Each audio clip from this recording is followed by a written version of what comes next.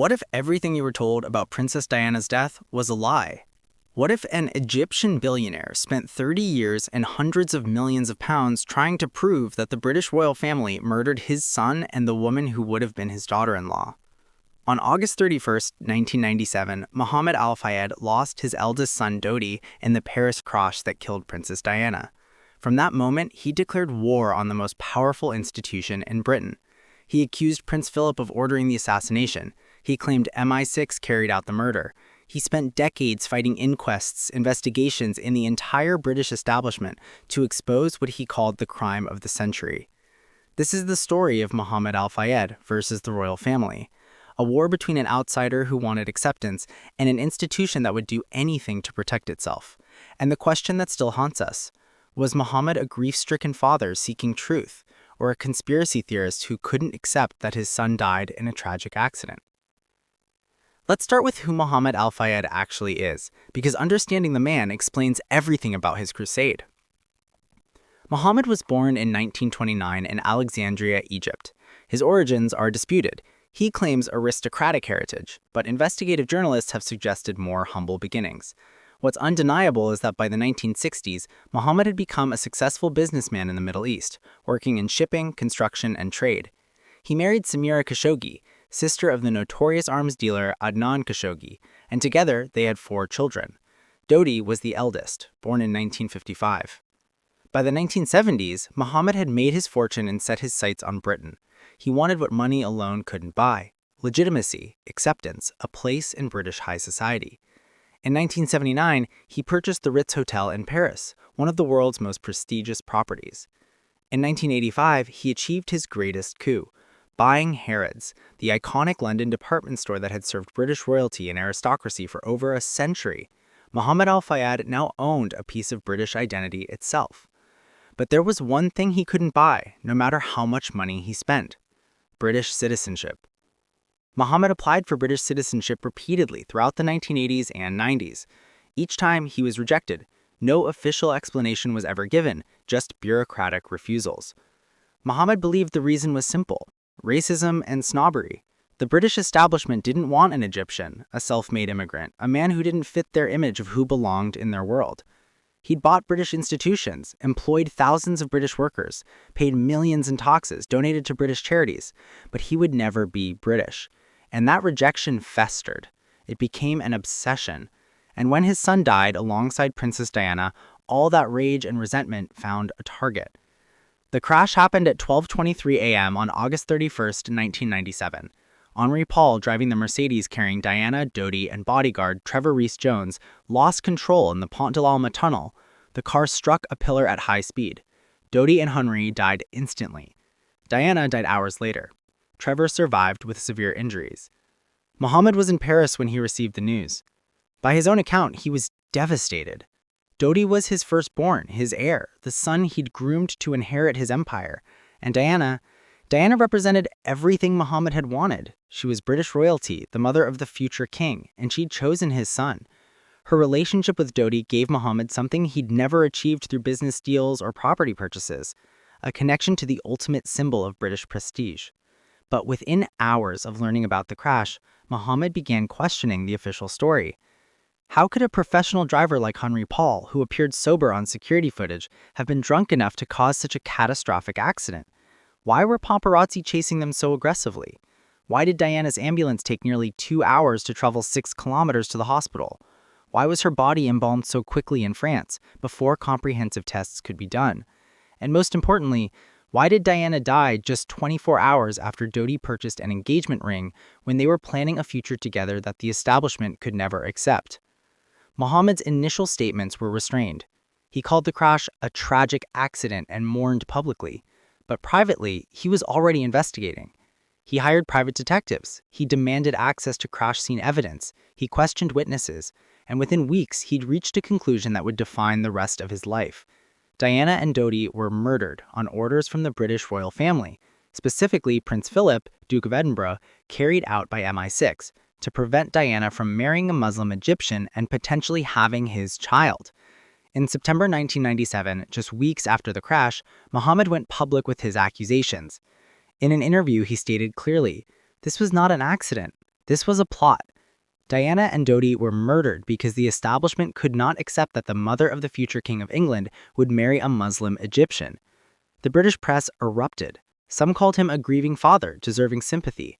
Others called him delusional, conspiracy-minded, exploiting tragedy. The palace declined to comment, maintaining dignified silence. But behind the scenes, according to Mohammed, they began a campaign to discredit him, to paint him as an unreliable foreigner making wild accusations against beloved institutions. Mohammed's core evidence focused on several points. First, Diana herself predicted her death. In October 1996, she wrote a letter to her butler, Paul Burrell, stating, "This particular phase in my life is the most dangerous.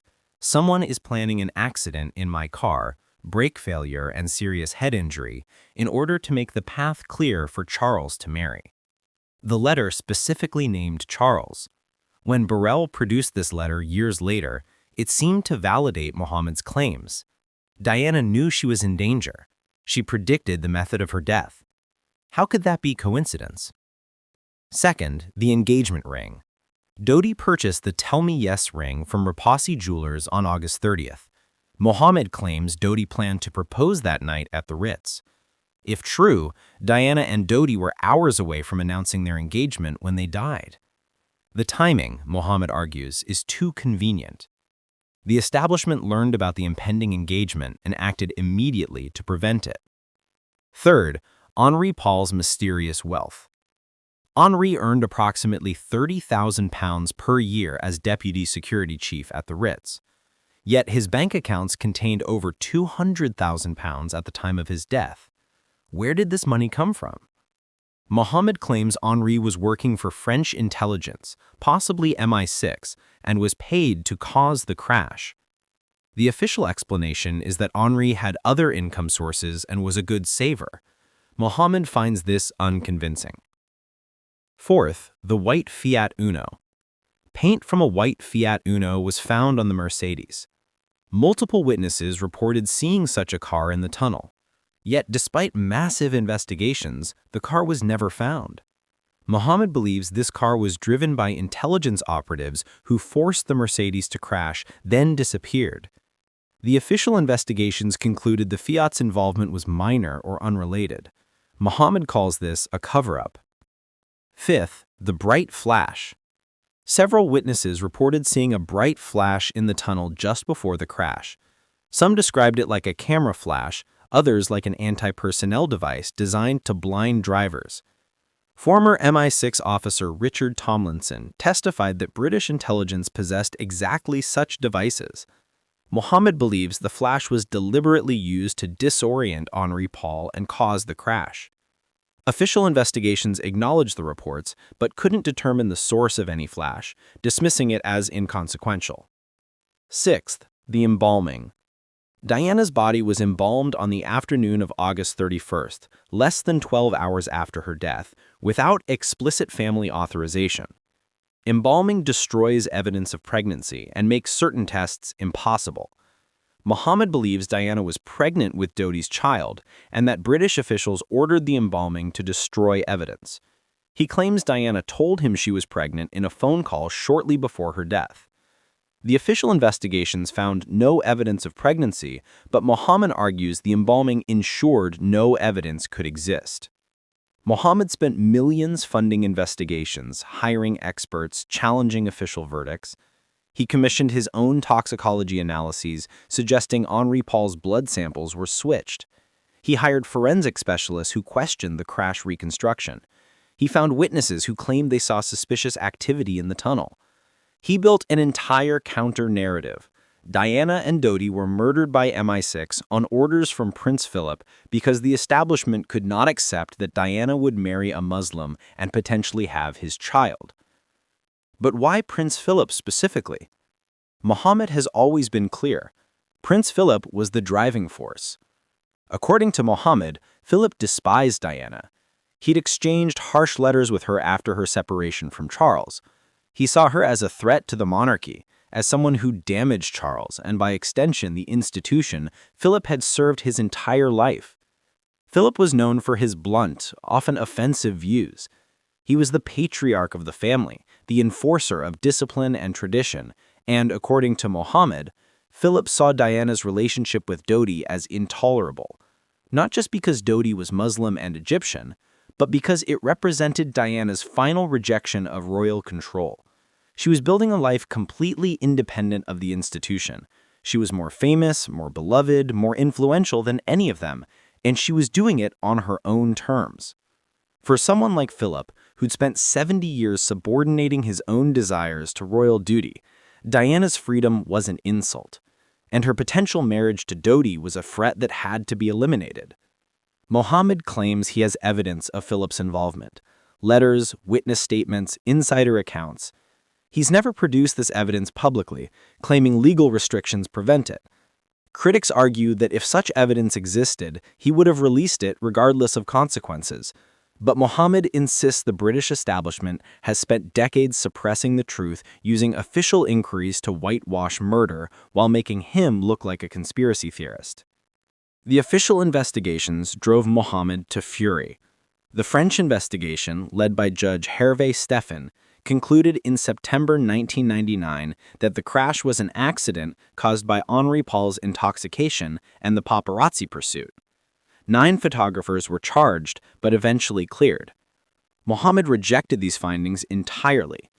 He demanded British investigation, believing French authorities were influenced by British pressure. The British responded with Operation Paget, a 3-year investigation led by Lord Stevens, former Metropolitan Police Commissioner. The inquiry cost nearly £4 million and produced an 800-page report in December 2006.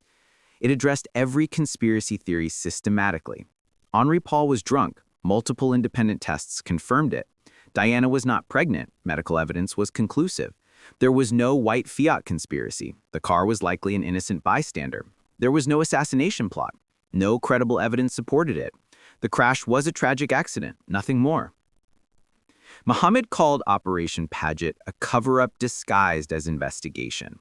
He claimed Lord Stevens was establishment through and through, that the inquiry was designed to validate the official story while appearing thorough. He pointed to what he saw as glaring omissions.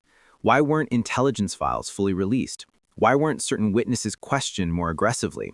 Why did the inquiry accept official explanations without sufficient skepticism? The final blow came with the British inquest, held from October 2007 to April 2008. Over 250 witnesses testified. Evidence was examined publicly. The jury, after months of deliberation, returned a verdict of unlawful killing, grossly negligent driving by Henri Paul and the following vehicles. They found Henri's intoxication and the paparazzi pursuit caused the crash. No murder, no conspiracy, just terrible judgment and tragedy. Mohammed rejected this verdict immediately. He claimed the jury was intimidated, that key evidence was suppressed, that the coroner steered them toward the desired conclusion. He vowed to continue fighting, to appeal, to never stop seeking justice. But legally, his options had run out. The official inquiries were complete, the verdicts were rendered, and they all said the same thing: accident, not murder.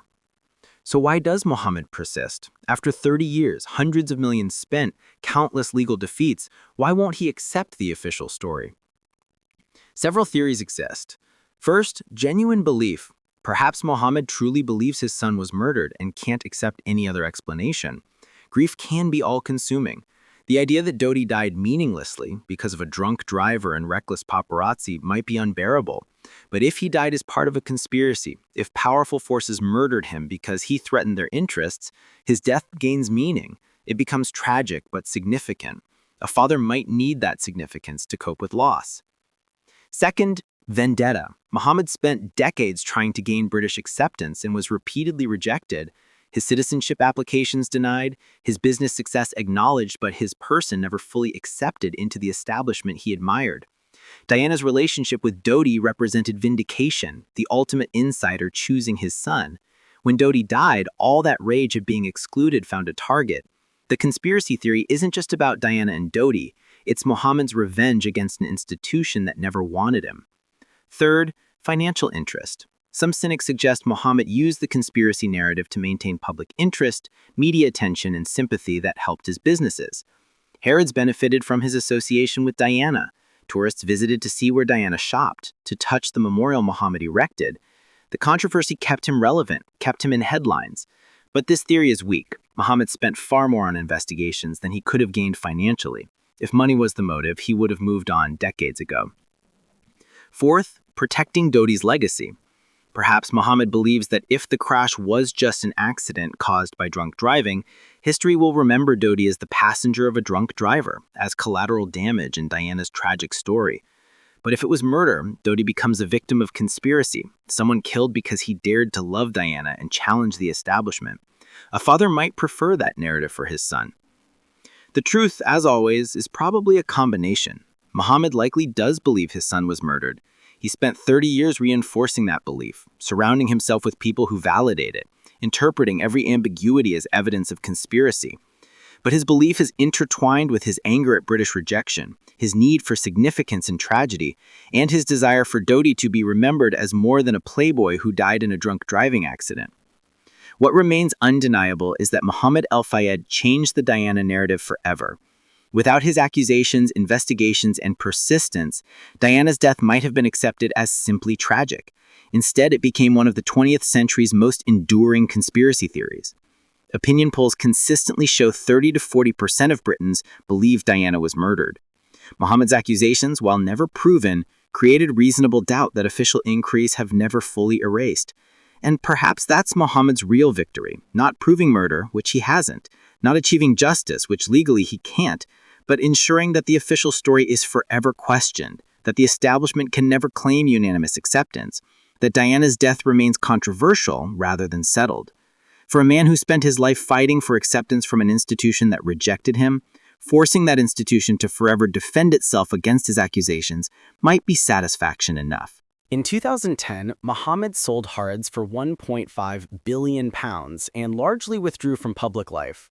He gave occasional interviews but stopped actively pursuing legal action. He's 96 years old now, living quietly in Monaco, still maintaining that Diana and Dodi were murdered, still bitter about British injustice, still convinced that someday the truth will emerge. It probably won't. The people who could prove or disprove his theories are mostly dead. The evidence is decades old. The official verdicts are final. History has moved on. But Mohamed Al-Fayed's war against the royal family achieved something unexpected. It revealed how powerful people respond when accused of terrible crimes. With silence, with official inquiries designed to appear thorough while reinforcing establishment narratives, with character assassination of accusers, with the confident assumption that their word will be believed over that of an outsider. And for many people, watching that response validated Muhammad's suspicions.